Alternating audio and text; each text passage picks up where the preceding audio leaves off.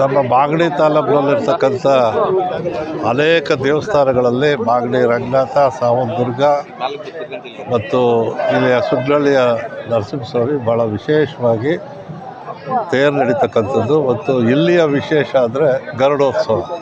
ಇವೆಲ್ಲ ದೇವಸ್ಥಾನಗಳಲ್ಲಿ ವಿಶೇಷತೆ ಅಂದರೆ ಸುಗ್ಲಳ್ಳಿ ನರಸಿಂಹಸ್ವಾಮಿಯ ಗರುಡೋತ್ಸವ.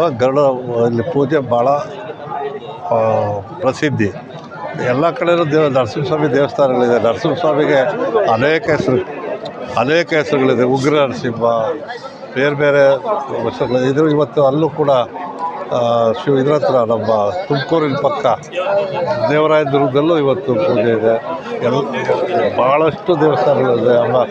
ಇವರ ಮನೆ ದೇವರು ಕೂಡ ನಮ್ಮ ನೇರಳೆಕೆರೆ ದೇವಸ್ಥಾನ ಕೂಡ ಇವ್ರ ತಂದೆಯವ್ರ ಕಾಲ, ಇವರ ಫ್ಯಾಮಿಲಿ ದೇವರದು. ಅಲ್ಲೂ ಕೂಡ ಜೀರ್ಣೋದ್ಧಾರ ಮಾಡ್ತಾಯಿದ್ದಾರೆ. ಇದು ಭಾಳ ಉತ್ತಮ, ಭಾಳ ಸಂತೋಷ. ಏನಪ್ಪ ಅಂದರೆ ದಿನೇ ಅಭಿವೃದ್ಧಿ ಆಗ್ತಾಯಿದೆ ದೇವಸ್ಥಾನ.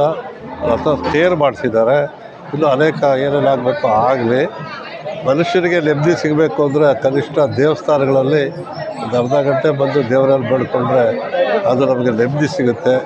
ಯಾರಿಗೇ ಆದರೂ ಕೂಡ ಜೀವನದಲ್ಲಿ ಏನೇ ನಡೆದರೂ ಕೂಡ ಆ ದೇವಸ್ಥಾನದಲ್ಲಿ ಸಿಗೋ ನೆಮ್ಮದಿ ನೆಲ್ಲೂ ಸಿಗೋಲ್ಲ. ಈ ಕಾರ್ಯ ಬಾಲಕೃಷ್ಣ ಅವರ ನೇತೃತ್ವದಲ್ಲಿ ತೇರು ಇದೆಲ್ಲ ಆಗ್ತಾ ಇರ್ತಕ್ಕಂಥದ್ದು ಭಾಳ ಸಂತೋಷ.